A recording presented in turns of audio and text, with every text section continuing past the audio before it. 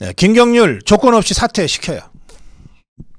정영환 공관위원장이 있습니다. 정영환 공관위원장이 그동안 일체 대외 메시지를 낸 적이 없어요. 조용히 공관위원회 일만 챙겼어요. 원래 평소 성품이 그런 것으로 제가 들었습니다. 근데 이 정영환 공관위원장이 마침내 입을 열었습니다. 뭐라고 그랬냐?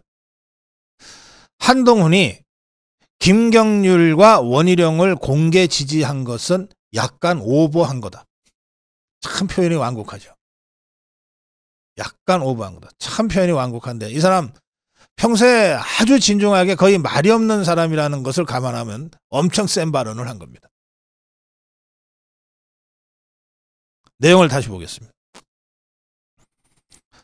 한동훈 비대위원장이 절차적으로 약간 오버한 면이 있을 수 있다.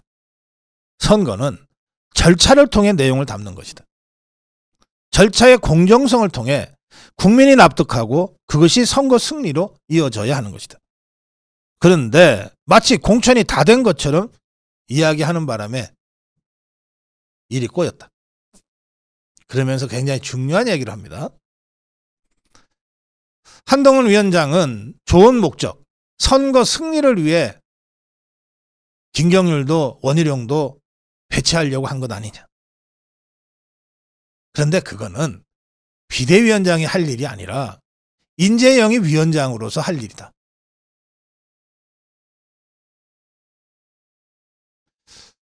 근데 이걸 비대위원장 자격으로 하다 보니까 공관위 업무에 약간 오버한 것으로 국민들이 느낄 수 있다. 참 완곡합니다. 그렇지만 정말 뼈아픈 지적이에요. 뭐냐? 비대위원장이 공관위원장을 겸임하는 바람에 이런 오해를 자초했다. 이 비대위원장과 인재영입위원장. 네.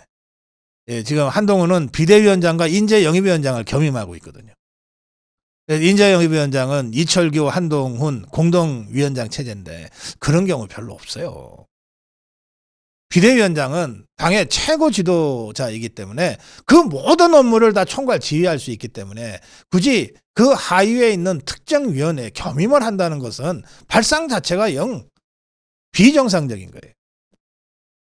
그런데 이 인재영입위원장을 겸해 놓으니까 나 이런 김경률 같은 인재를 영입했어요. 할 때는 인재영입위원장이고 공관위 통해서 올라오는 공천 후보자들을 마지막에 도장 꽝 찍을 때는 비대위원장이고 이렇다는 건데 우리 국민들이 어디 그걸 그렇게 다 세세히 구별해서 볼 수 있습니까? 김경률 저거는 인재영입위원장 자격으로 한 거야. 이렇게 우리가 이해한 사람이 누가 있습니까? 정영환 공관위원장이 되니까 공관위원장으로 보니까 이거는 인재영입위원회 일이고 저거는 비대위원장 일이다라고 구별이 되는 거지. 그래서 저는 솔직히 얘기하면 지금이라도 인재영입위원회 겸임을 빨리 손을 놓는 것이 좋다. 비대위원장 하나 그 업무 하나 하는데도 쉽지 않다.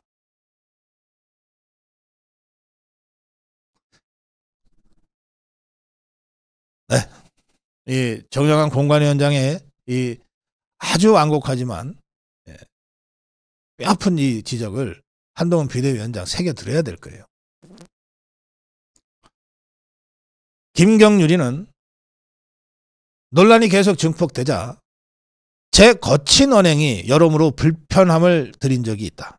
정제된 모습을 보여드리도록 노력하겠다고 했는데 아직 정신 못 차린 사람입니다. 우리는 지금 김경률이의 정제된 모습을 보고 싶은 게 아니에요. 김경률을 보고 싶지 않아요. 뭐 깔끔하게 정제하고 다니고 말고는 그건 알아서 할 일이고 김경률을 보고 싶지 않아요.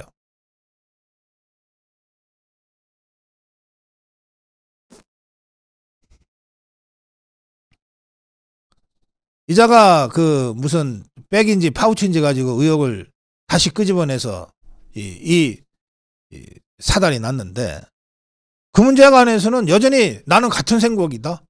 나는 계속 같은 생각이다. 변한 게 없다 이러고 있어요. 그런데 김경률과 한동훈의 그야말로 특수관계 다들 이제 아시죠? 특수관계를 감안하면 이게 어디 김경률이의 개인 돌출 발언이겠느냐. 한동훈과 사전 교감을 가진 발언이 아니면 김경률이가 이렇게 버틸 수가 없다. 이게 정치권 안팎의 일반적인 시각이에요. 그래서 김경률 문제는 곧 한동훈 문제가 돼버린 겁니다. 그러니 이미 잘 정제하고 다니는 한동훈이 문제가 아니라 아무리 김경률이가 잘 정제하고 다녀도 보기 싫다는 거예요. 저는 한동훈이 김경률과의 이 연결고리를 스스로 끊어내지 않으면 김경률은 결국 우리 자유파에 의해서 정리될 거예요. 그때 미리 끊어내지 않으면 한동훈까지 끌려 들어갈 수 있습니다. 그게 걱정스러워요.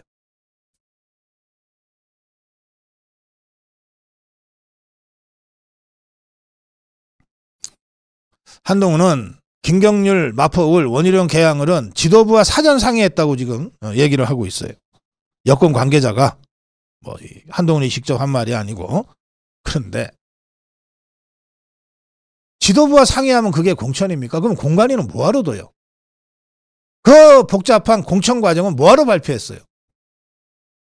지도부라고 하는 게 비대위를 얘기할 텐데 비대위는 최종적인 도장 찍는 권한은 있지만 공천 과정은 공관위가 하라고 지금 역할 분담 해놓은 거 아니에요.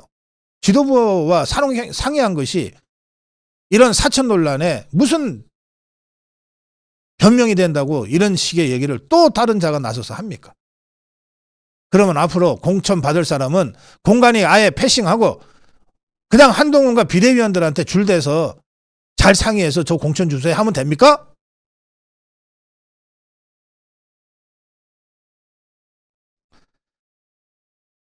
그러면서 왜 김경률만 갖고 그래? 원희룡도 있잖아. 라고 하는데 야 무슨 이런 물귀신 작전까지 나오냐.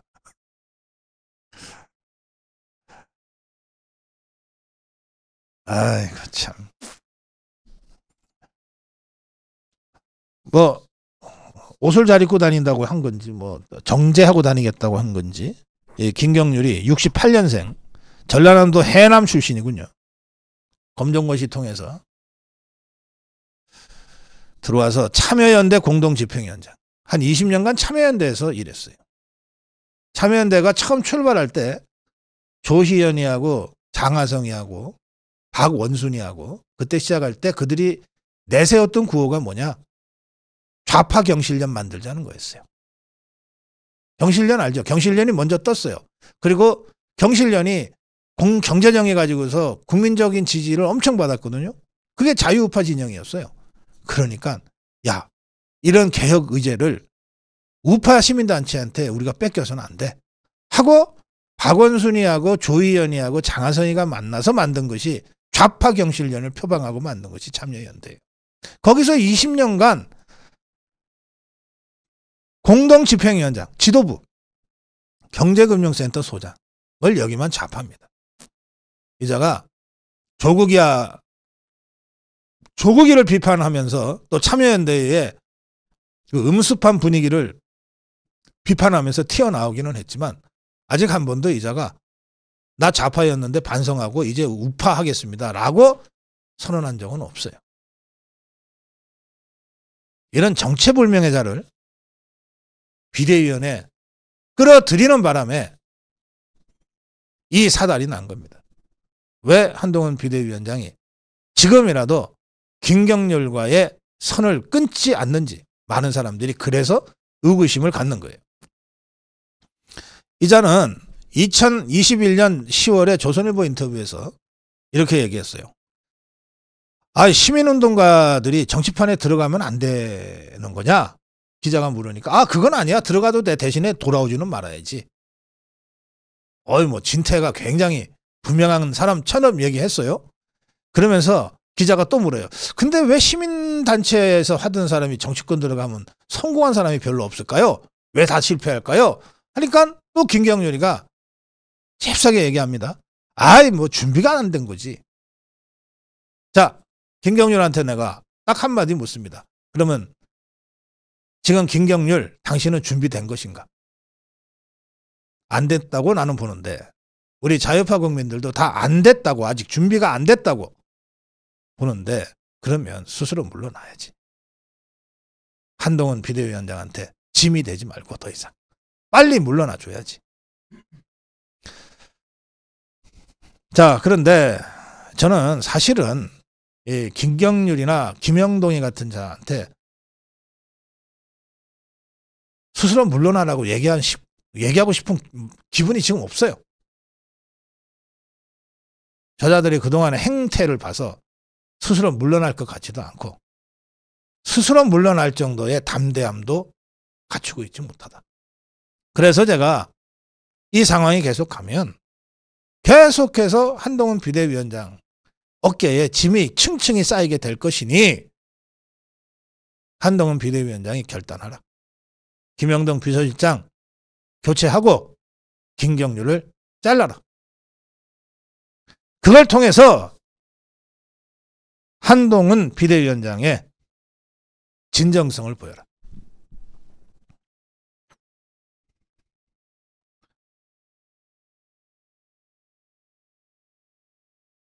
한동훈은 김건희 여사 논란 관련해서 국민 눈높이의 해법을 얘기했는데 한동훈이 국민 눈높이 얘기를 했으므로 내가 한동훈한테도 묻습니다. 한동훈의 국민은 누구인가? 한동훈의 국민은 누구인가? 이재명의 국민은 누군지 알잖아요, 우리. 한동훈의 국민은 누구인가? 한동훈이 나타날 때마다 몰려들어서 셀카 한번 같이 찍으려고 열광하고 환호하는 그 자유우파 국민은 한동훈의 국민이 아닌가? 그 자유우파 국민이 지금 김영동은 교체하고 김경률이는 사퇴시키라고 요구하고 있는데 그 자유우파 국민은 한동훈의 국민이 아닌가? 이 점을 한동훈이 답해야 한다. 정론 일침이었습니다.